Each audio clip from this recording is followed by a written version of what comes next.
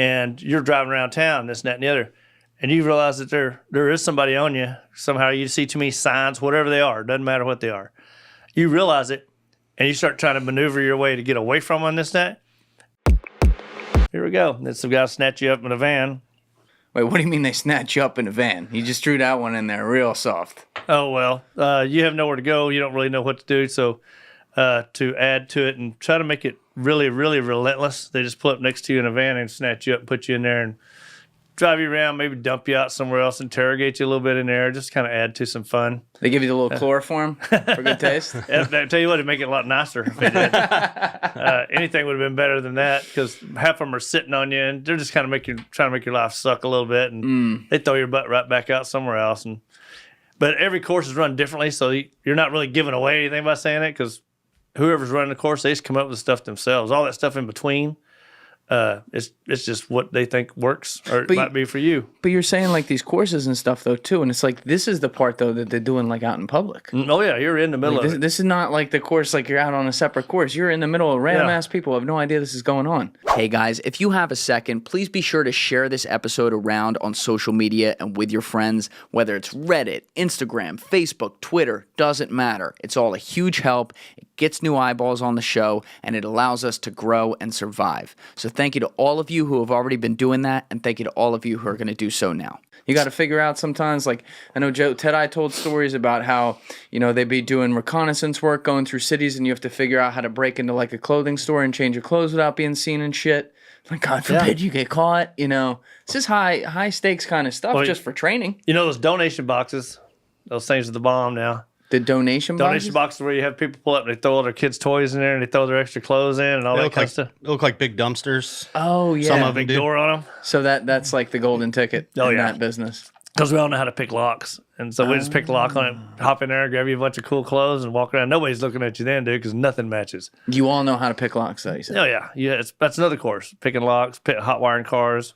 God, you do some fun shit. It is fun. Not all of it, but, Yeah. Some of it's fun. Some of it's not great at all. They're getting jumped out in the middle of nowhere. Sometimes they just want you to walk back. So say that's not fun. It may be way out there too. They're like, look, there's Vegas. Get to walking.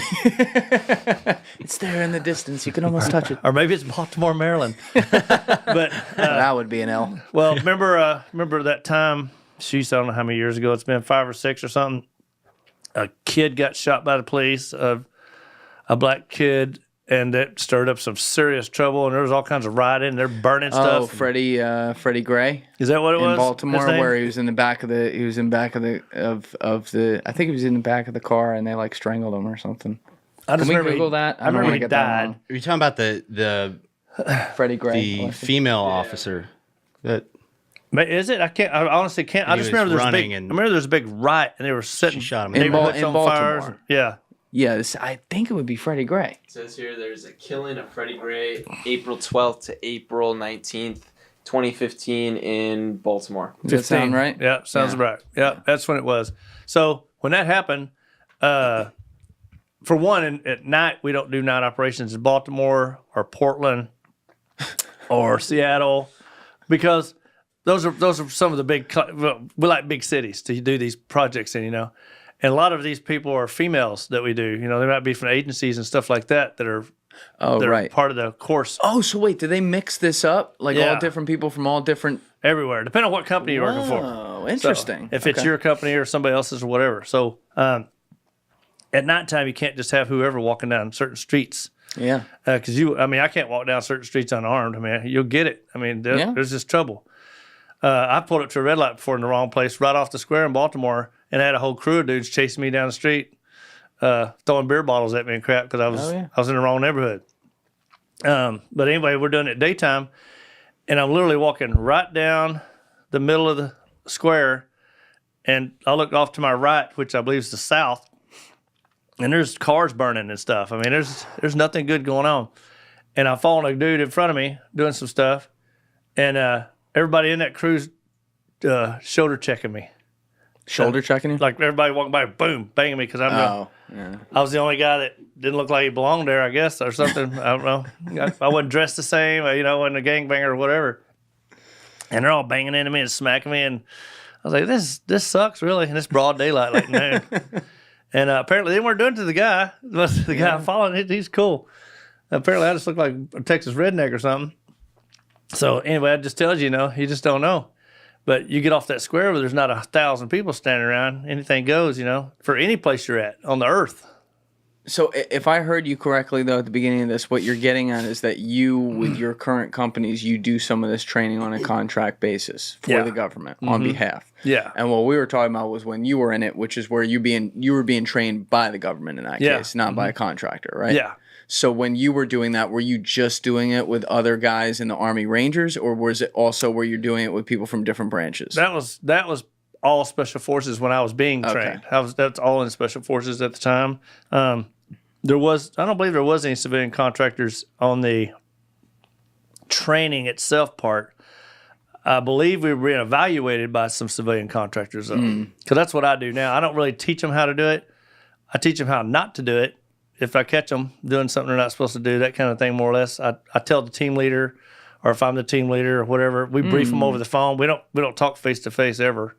But like I saw you do these things, don't do these things. They're not what you're supposed to do. They're not what you're trained to do. What are some common things? Don't let me know that I know that you know that I'm following you. Because in all reality, if you were if you're in a foreign country and a bunch of bad guys were pulling some, and they're good at it now, real good. The bad guys. Yeah, the bad guys are very good at it. And because they're raised doing it. Say they're pulling like a 6-vehicle convoy, or not convoy, a surveillance team on you, and you're driving around town, this, and that, and the other, and you realize that there is somebody on you. Somehow you see too many signs, whatever they are, doesn't matter what they are. You realize it, and you start trying to maneuver your way to get away from them, this, that, and they realize it, that you realize that, you've been seen. They'll just put 20 cars on you now.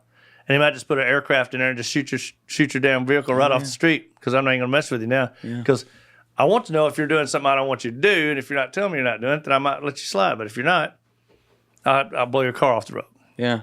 I've had my friend Sean Ryan, who was in here, he was a Navy SEAL who then ended up being CIA GRS, where he was protecting assets and case officers around the world and stuff, and did heavy surveillance. But before that, back when he was a SEAL, he actually got trained by MI6 to do undercover work, that he got all the skills. He didn't end up having to do the mission that they were going to do. I think they were going to go hunt some of the genocidal guys in Bosnia at the time, but then he didn't end up doing it. But, some of those skills most of those skills completely translated to what he was doing. And so when we were talking, he actually brought up some of the same concepts that my friend Andy Bustamante, who is a CIA case officer, brings up, which is the different ways that you get burned.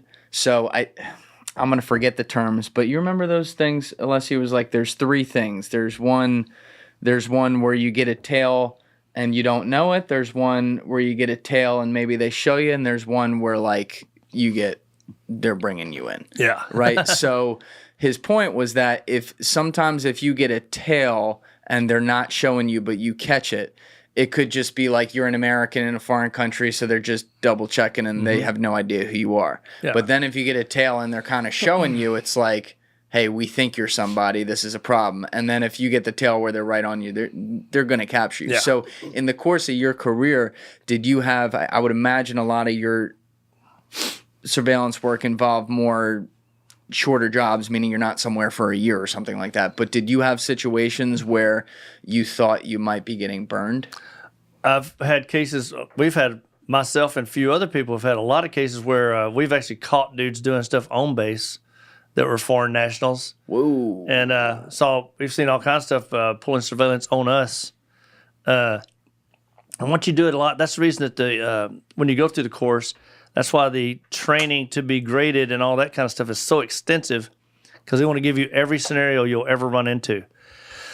So if whoever's in charge of that guy in training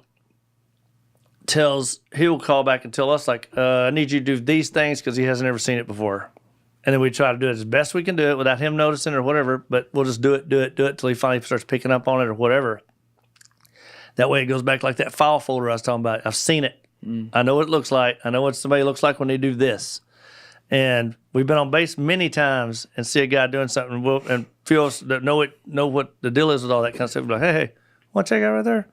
But then we'll just turn it off and we'll just be walking around doing our own thing, minding our own business. But meanwhile, we're watching. And shoot, man, I can't even count how many times we caught guys doing that. Because there was a point there where we had a real problem with insider threat. Like guys, foreign nationals that would work with us, not us, but work with U.S. military or government agencies and stuff on base. And he knows about it, I'm sure. Like, for instance, I'll just say there's a bunch of Iraqis that worked on an Iraqi base. Right. And U.S. military is there. And a guy just, and out of nowhere, just his best pals, spins around, kills like 7 Air Force dudes Playing right both there. sides. Unarmed. Yeah. Because he has them, I just had my friend Joby Warwick in here for the second time who... I was actually telling you about him off air. He's the guy who wrote the book Black Flags on ISIS, that won the Pulitzer.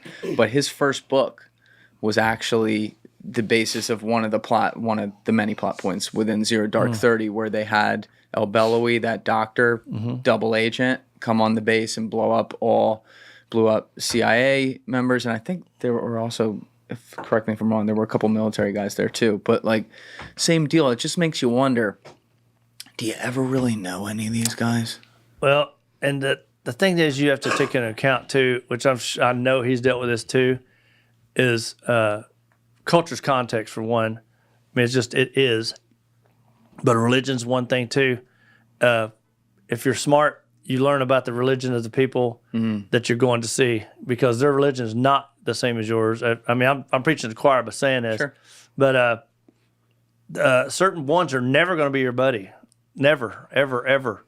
But they'll play like you're your buddy and all this other stuff. Now, I'm not to say that a Muslim, for instance, a person who practices a Muslim religion could not be your friend ever. But there's other ones that will have the Muslim religion that will not be your friend ever, ever. It depends on what their state of mind. How do you determine that? It's tribal. It's very tribal as well. Tribal too. Yeah.